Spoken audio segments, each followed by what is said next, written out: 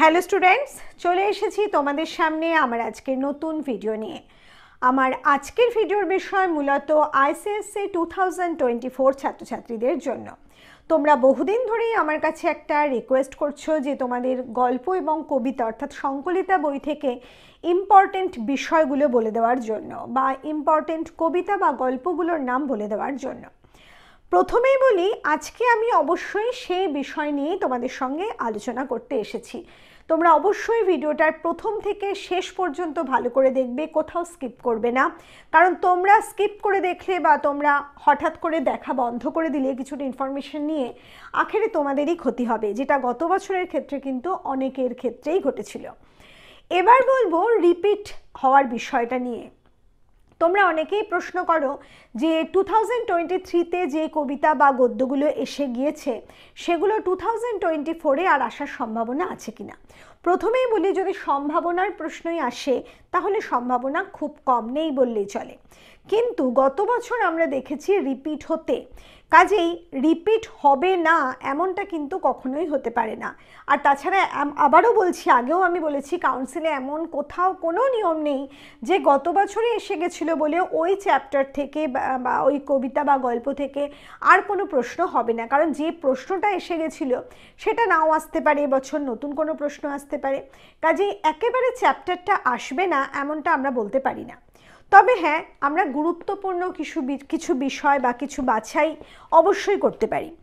প্রথমেই বলি যে 2023-তে আমরা দেখেছি গল্পের ক্ষেত্রে নাম, অসহযোগী এবং গন্ধটা খুব সন্দেহজনক, এই তিনটে বিষয় থেকে প্রশ্ন হয়েছে।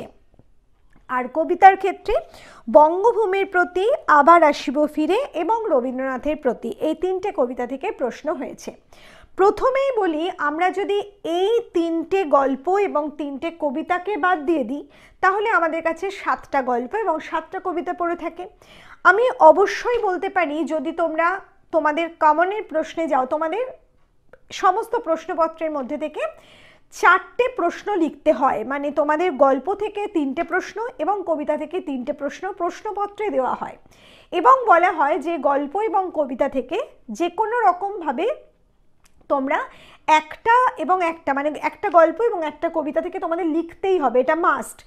এবার যে দুটো বাকি পড়ে থাকলো সেক্ষেত্রে তোমরা চয়েস করতে পারো, সেটা তোমরা গল্প থেকেও বাকি দুটো লিখতে পারো, কবিতা থেকেও বাকি দুটো লিখতে পারো। এটা আমি শুধু গল্প এবং কবিতার ক্ষেত্রে বলছি।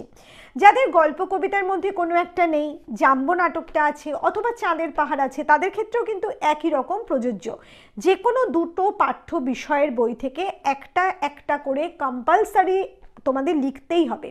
এবার বাকি যে দুটো প্রশ্ন পড়ে থাকলো সেখানে তোমরা যে কোনো চয়েসে যেতে পারো, সেখানে তোমরা যে কোনো একটা গল্প থেকে বা কবিতা থেকে বা নাটক বা উপন্যাস যাই তোমাদের আছে না কেন সেখান থেকে তোমরা বাকিটা চয়েস করতে পারো। এবার সেক্ষেত্রে আমি বলি, তোমাদের 6টা প্রশ্ন আসে টোটাল, 6টার থেকে 4টে তোমাদের লিখতে হবে। এবার যদি তোমাদের আগের বছরেরটা রিপিট হয়ও তাহলে পড়ে থাকছে কটা, 4টে তোমাদের আরও পড়ে থাকছে 6টার মধ্যে, সরি 4টে তোমরা লিখছো আর দুটো পড়ে থাকছে। এই দুটো যদি তোমাদের রিপিটও হয় তাহলেও কিন্তু তোমাদের অসুবিধার কোনো কারণ নেই।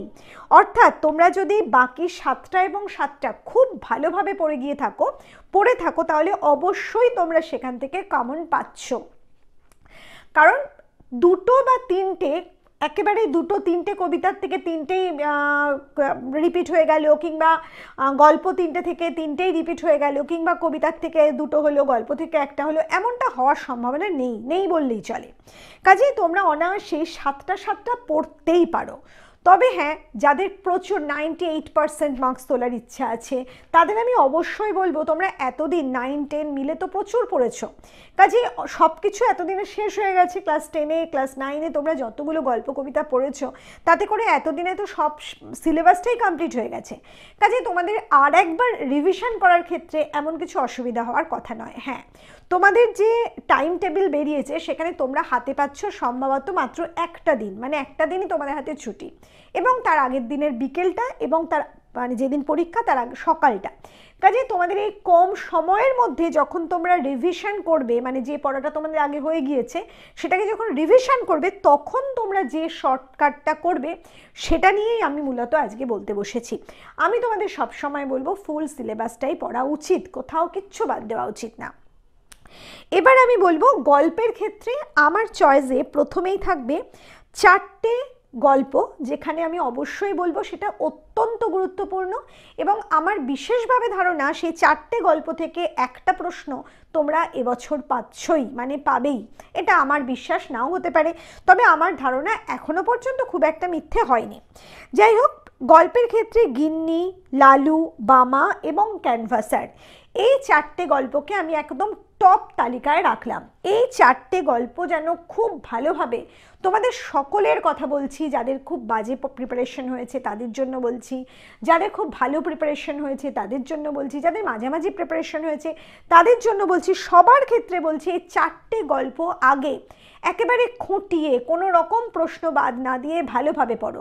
তোমরা অনেকেই বলো বাজারের বিভিন্ন নোটবুক তোমরা ব্যবহার করো এবং আমার কাছে মাঝে মাঝে জানতেই চাও যে সেগুলো ভালো কিনা।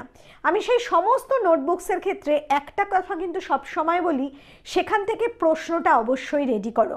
যে প্রশ্নগুলো সেখানে দেওয়া হচ্ছে সেই প্রত্যেকটা প্রশ্ন রেডি করো।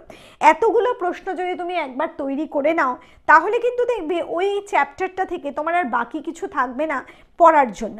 আর যারা আমার নোটস কিনেছো এতদিনে তারা নিশ্চয়ই লক্ষ্য করেছো যে প্রত্যেকটা চ্যাপ্টার মানে প্রত্যেকটা গল্প বা কবিতার উপর আমার নোটসে আমি এমনভাবে প্রশ্নগুলোকে সাজিয়েছি যে কমপ্লিট নোটসটা পড়া হয়ে গেলে খুব ভালোভাবে যদি তৈরি হয়ে যায় তাহলে বাকি কিন্তু কিছু পড়ে থাকে না। কাজেই আমি অবশ্যই বলবো যারা নোটস কিনেছো তারা খুব ভালোভাবে নোটসটা তৈরি করে নাও, ফুল নোটসটা তৈরি করে নাও এই 4টে গল্প কবিতার ক্ষেত্রে অবশ্যই আগে। আর যারা নোটস কেনোনি তারা যদি মনে করো প্রয়োজন তারাও অবশ্যই নোটসটা কিনে নাও, কিনে নিয়ে তোমরা তৈরি করো। এরপর আমি বলবো এই 4টে গল্পর পর পড়ে রয়েছে দেবতার জন্ম, নীল মানুষের কাহিনী এবং লোকটি। আমি এক্ষেত্রে যেহেতু গন্ধটা খুব সন্দেহজনক এসে গেছে আমি এই বাকি 3টে এর পরের সারিতে রাখছি। এরপরে তোমরা এই কটা গল্প অবশ্যই তৈরি করো। সেক্ষেত্রে প্রথমে রাখছি দেবতার জন্ম, তারপর নীল মানুষের কাহিনী, তারপর লোকটি। তাহলে 7টা গল্প তোমাদের কিন্তু ভালোভাবে তৈরি হয়ে গেল। আবার বলছি 7টা গল্প যদি খুব ভালোভাবে খুঁটিয়ে প্রত্যেকটা বিষয় মাথায় রেখে তৈরি করতে পারো তাহলে এই যে আগের বছরের 3টে তোমরা ছাড়তেও পারো, খুব অসুবিধা তোমরা বোধহয় পড়বে না। যাই হোক, এটা গেল গল্পের দিক। এবার আমরা আসবো কবিতার ক্ষেত্রে। কবিতার ক্ষেত্রে ওই যে বললাম বঙ্গভূমির প্রতি আবার আসবো ফিরে, রবীন্দ্রনাথের প্রতি এসে গেছে, বাকি থাকছে 7টা। এই 7টা কবিতার মধ্যে এখানেও আমি 4টে কবিতাকে একেবারে টপে রাখবো। সেই 4টে কবিতা হচ্ছে সভ্যতার প্রতি, কুলি মজুর, খোখো এবং অমলকান্তি। আমার যতদূর মনে হয় এই 4টে কবিতা থেকে একটা কবিতা তোমরা এবছর অবশ্যই কমন পাবে। তাহলে এই দুটো কবিতার জন্য মানে একটা কবিতা তো কমন পেলে সেক্ষেত্রে তোমাদের এই 4টে পড়লেই তো হচ্ছে না, আমি বলছি একটা পাবে, কাজেই বাকিটাও তোমাদের পড়তে হবে। সেক্ষেত্রে বাকি রইল যে বাকি 3টে রয়েছে তার মধ্যে আমি প্রথমেই রাখবো ফুল ফুটুক না ফুটুক, এরপর সিঁড়ি, তারপর বাবু বলেন। এই ফুল ফুটুক না ফুটুক, সিঁড়ি এবং বাবু বলেন এই 3টে এর পরের সিঁড়িতে আমরা রাখবো, মানে পরের প্রথম 4টের পরের যে পার্ট সেখানে আমরা রাখবো এই কটাকে।